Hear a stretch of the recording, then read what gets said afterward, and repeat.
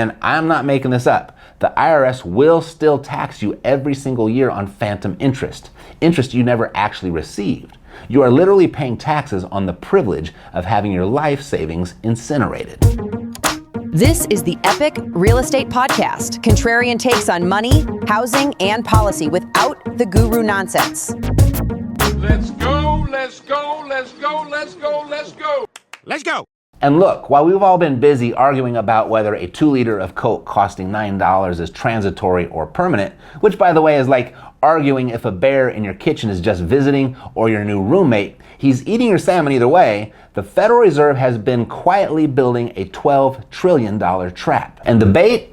It's your entire freaking savings account. This isn't a conspiracy theory. This isn't speculation. This is mathematical certainty. The government and its weird unelected banking wizards at the Fed have set in motion a systematic destruction of your wealth. And they've already lit the fuse. It all starts with something that sounds incredibly boring, which is always where they hide the financial crimes. It's called a zero coupon treasury bond. Here's how it works. You give the government, say, $24 today, and in return, they promise to give you $100 back in 30 years. Sounds great, right? It's like a magic bean, except instead of a giant, you just get to become your own grandfather. But here is the horrifying catch. These bonds are unbelievably sensitive to interest rates. They have something called duration risk, which is a fancy term for a catastrophic built-in design flaw.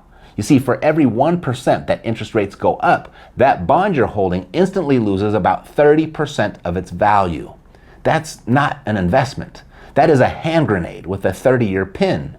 And this is where the story gets truly insane. I mean, you might be thinking, but Matt, I just heard on the news the Fed is going to be cutting interest rates to save the economy. And you're 100% right. Last week, the Fed cut its short-term rate by 0.25%, and they're signaling 2 more cuts are on the way. But here is the mathematical horror show. The 30-year Treasury rate still went up. Yeah, the Fed is stomping on the rates go down pedal, and the market is grabbing the emergency brake. We now have the Fed lowering its rate, the short-term one, while the market is demanding a higher rate, the 30-year one. This is called a divergence, and it is the bond market's way of screaming, we don't trust you. So why is this happening? Simple. The US government is spending money with the frantic, sweaty energy of a first-year college student with their very first credit card. The federal deficit has hit $2 trillion for the year. That's not an oops. That's not we forgot to cancel the free trial. That is a we bought a solid gold yacht and immediately sank it for the insurance money level of financial insanity. And the Fed, our supposed adults in the room, they see this $2 trillion fire and they see the labor market getting a bit wobbly, so they've decided to ignore the fire and cut rates. The bond vigilantes, real investors, are looking at this and saying, wait, you're going to print more money and make it cheaper to borrow while the government is already $2 trillion in the hole and inflation is still high? All right, fine. We'll lend you the money for 30 years, but you are going to pay us a massive premium for the privilege. And that is why the hand grenade is even more dangerous than we thought. The Fed has lost control. And look at the numbers. They were letting $25 billion in bonds run off their books each month. But now they've slowed it to just $5 billion. Their balance sheet is still a staggering $6.7 trillion.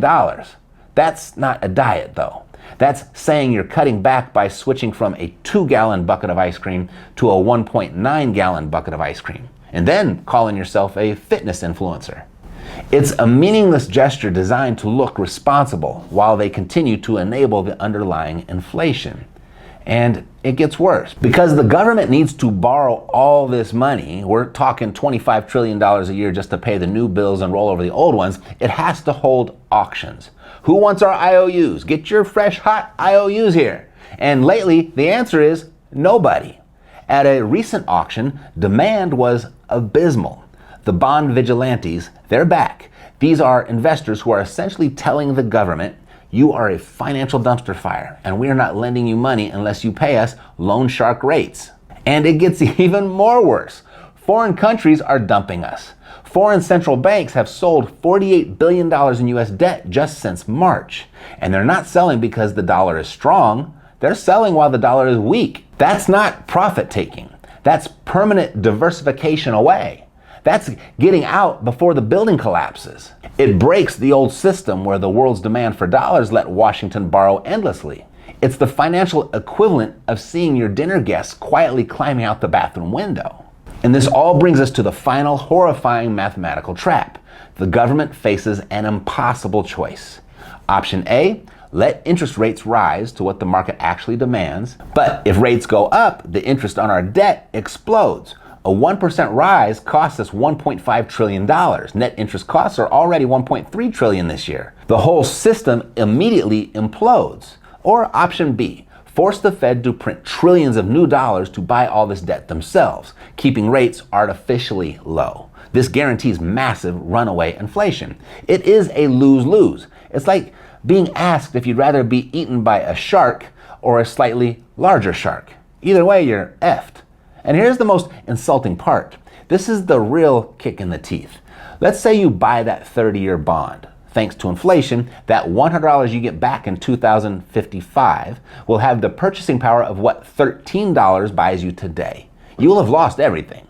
But, and I'm not making this up, the IRS will still tax you every single year on phantom interest you never actually received. You are literally paying taxes on the privilege of having your life savings incinerated. That's not just theft, it's double theft. Inflation robs your purchasing power while the IRS taxes you on imaginary gains. You're paying the government to destroy you. It's a rigged casino where the house is on fire. The dealer is printing new chips that are worth less every second, and you are being charged for the smoke inhalation. So what can you do about this $12 trillion financial bear that's already in your kitchen eating your salmon? Look, I'm not a financial advisor. I'm a guy who rants about economics on YouTube and occasionally gets death threats from people who think the Federal Reserve is their friend. But I can do math, and the math says you have maybe 18 months before this whole thing goes full Weimar Republic. But here's the thing that should absolutely terrify you. Everything I just showed you, the $12 trillion trap, the phantom taxes, the foreign countries running for the exits, that's just the warm-up act. Because while everyone's been watching this slow motion train wreck, 3 even bigger financial bombs have been quietly ticking away. And when they go off, probably in the next 12 to 18, maybe 24 months, they're going to make today's inflation look like a gentle summer breeze. The first one involves your 401k. The second one is hiding in plain sight in your grocery store. And the third one, it's the reason China and Russia have been buying gold like they know something we don't. Don't play their rigged game. Stop buying 30-year promises from people who can't balance a checkbook. It's like lending money to your cousin who just needs $50 for gas but shows up in a new BMW. Own things they can't print, like land. Businesses that generate actual cash flow. Hell, even a decent bottle of whiskey holds its value better than a treasury bond right now. Keep your powder dry. When this house of cards finally collapses, and it will, you want to be the guy with the cash, not the guy desperately trying to sell his underwater bonds to buy groceries. I've put together one way to position yourself to not just survive, but actually profit when they detonate. Fair warning though, what you're about to see could possibly put you to sleep. But it's about the only thing left for the average Joe to do to save their financial life. By the time mainstream media reports the truth, it's already too late. That's why we built the Shadow Capital Brief, to decode money, housing, and policy before everyone else. Subscribe today, shadowcapitalbrief.com. All right, back to the show.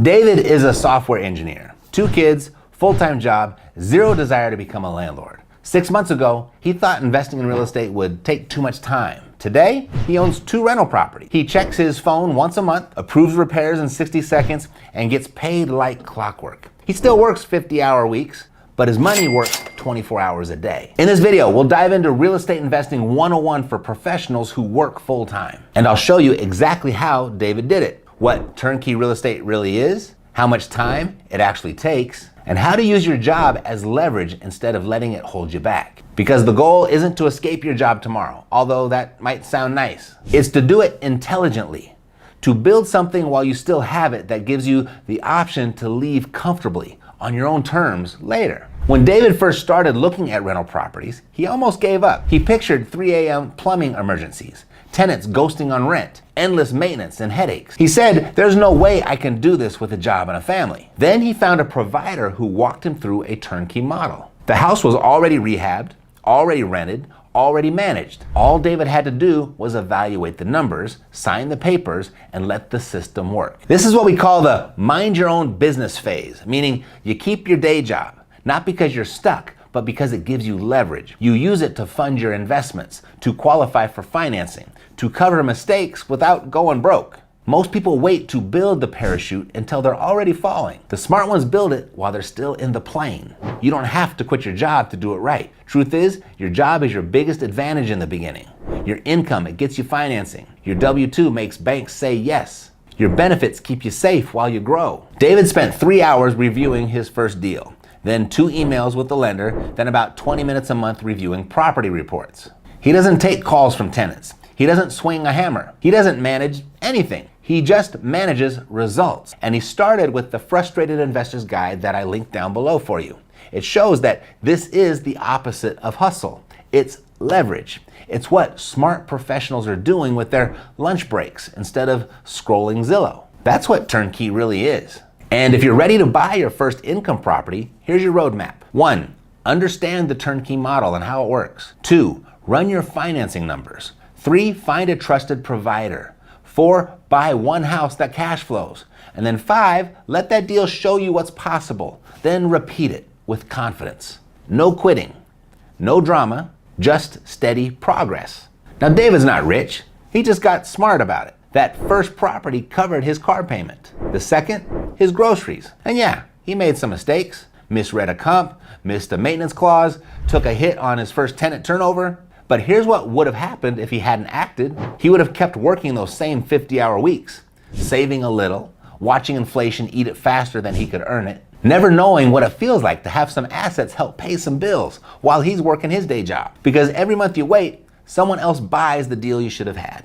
Now he's working toward replacing his mortgage payment without quitting a thing. This isn't about getting rich quick. It's about buying back your time with certainty. But here's what David wishes someone had told him before he started. You see, most people think real estate investing means becoming a landlord, flipping houses, or quitting your job to do it full time. That's exactly backwards. The smartest approach? Use your job as your biggest advantage while building passive income on the side. David figured this out the hard way, but you don't have to. There's a specific system that busy professionals are using to generate real monthly income from real estate without sacrificing their careers. How does it actually work week to week? How much time does it really take? And why does keeping your job make you a better investor, not a worse one? That's exactly what I'm going to show you next. If you've been grinding for deals and coming up empty, you're not alone. That's why we created a way for frustrated investors to finally get cash flowing income property without the hassle. Go to frustratedinvestor.com. And now, back to the show. 3 weeks ago, Melanie got a text message that changed everything. It wasn't from her boss. It wasn't from her husband. It was from her property manager. Rent deposited, $2,847. While she was in surgery, saving lives, her houses were making money. And she's not alone. There's a secret that busy professionals have discovered, one that Wall Street doesn't want you to know. Turnkey is one of the simplest ways to get started with passive real estate investing, especially if you're busy and just want the income without the headaches. It's called turnkey real estate. You buy a house that's already fixed up, it's already rented, it's already managed. You keep your job and you use your income to qualify for financing. And someone else handles the tenants, the toilets, and the headaches. But there's one mistake that 73% of first-time turnkey buyers make.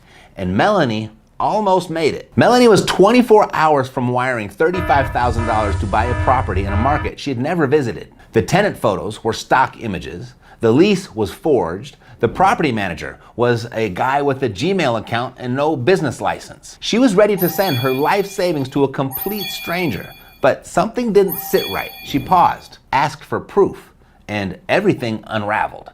That's the mistake 73% of first-time buyers make. They trust the provider more than the process. They skip the inspection. They don't verify rent rolls. They never speak to the property manager directly. They're so eager for passive income, they overlook the due diligence. Don't make that mistake. This is exactly why Melanie's story matters. Because every month you wait, someone else is buying the property you should have. Every month you delay, inflation is eating your savings. Every month you hesitate, you're working harder for money instead of that money working for you. Real estate flips that equation. So what does it actually take? 2 to 3 hours upfront analyzing the deal, a few emails to coordinate the purchase, and 10 to 20 minutes per month reviewing performance. You don't need a team. You don't need 10 properties. One deal done right can start changing everything. Some months you forget you even own the thing. Others, you approve a repair or a lease renewal. You're not managing tenants. You're managing a cash flow machine someone else built for you. This is what investing in real estate while working a full-time job actually looks like. I mean, quitting your job?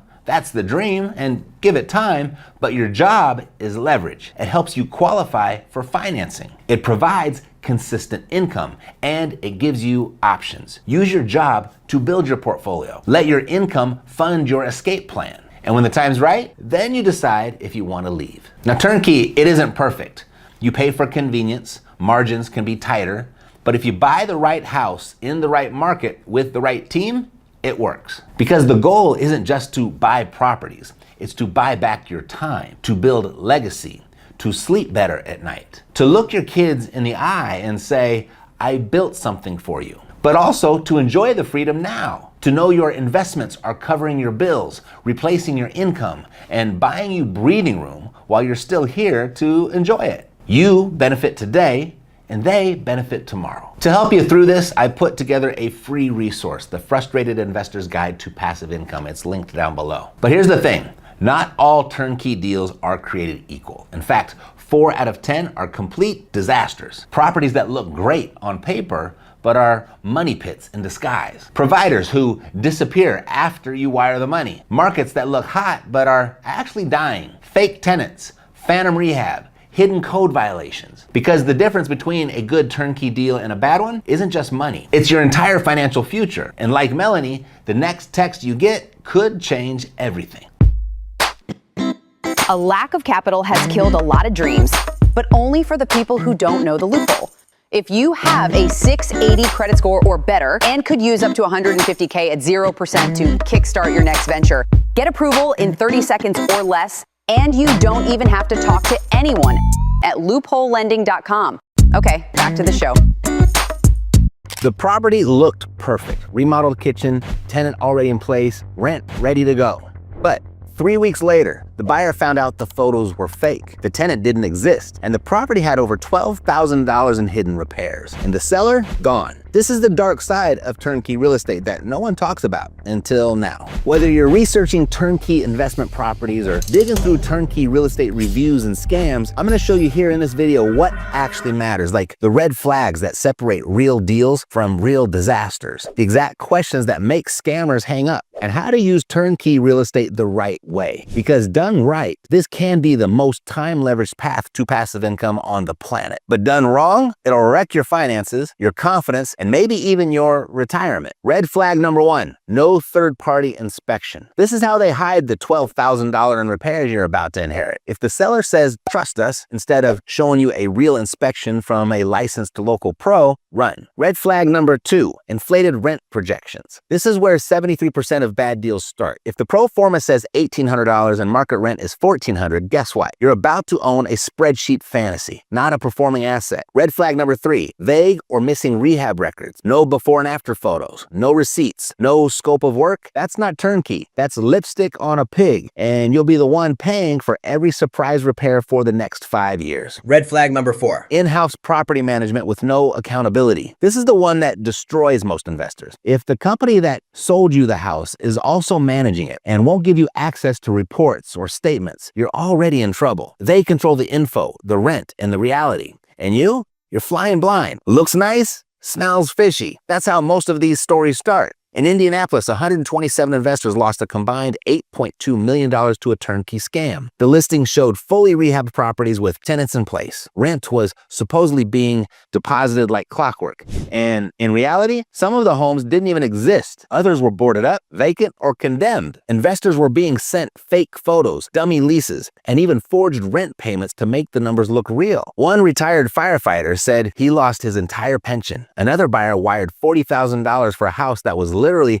just a dirt lot. This isn't a one-off. This is happening right now. But here's a mistake that cost that retired firefighter his entire pension. And it's what every single one of those 127 Indianapolis investors had in common. They fall in love with the numbers and forget to verify the people. A spreadsheet can say anything. So can a polished website. But behind every deal is a decision. Do you trust the pitch or the proof? I've reviewed over 1,000 turnkey deals, and this red flag pattern, it shows up in almost every bad one. When done right, turnkey real estate, it's a game changer for most people. You buy below market value in a solid growing market. The rehab is documented, complete, and verified. The tenant is real, paying, and screened. The property management is licensed, accountable, and professional. This is how busy professionals are quietly building passive income without quitting their jobs. The Frustrated Investor's Guide to Passive Income, it's linked down below to help you through it if that sounds like something you want to do. But as promised, to help you sniff out the fishiness, I'll give you the 5 questions that make scammers panic. 1,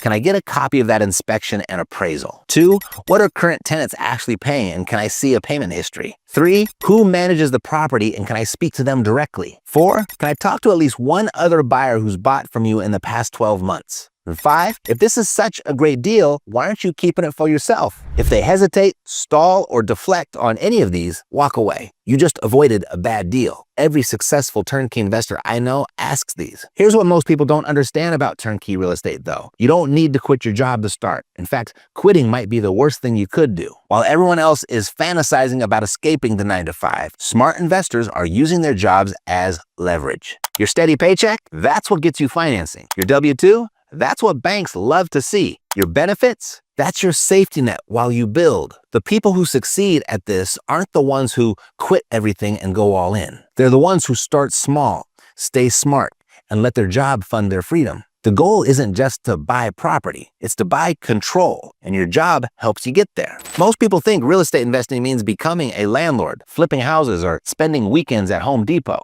Not true. There are a million ways to make $1 million in real estate, and you only need one. You can invest in real estate while keeping your day job without ever picking up a hammer or dealing with a tenant. This is the realistic path for most. No quitting your job, no massive time commitment, no getting your hands dirty. Just you, your current income, and a system that works while you work. Because the goal isn't to escape your job tomorrow. The goal is to build something that gives you the choice to leave when you're ready.